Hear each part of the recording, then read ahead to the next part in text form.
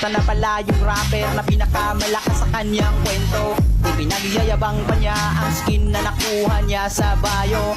Wala pa rin silbi kahit maraming skin, kung ang content naman ay classic. Skin lang naman ng malakas sa'yo, galawan AI napaka-basic. Sa classic panalo, pero kung rank game ay talo.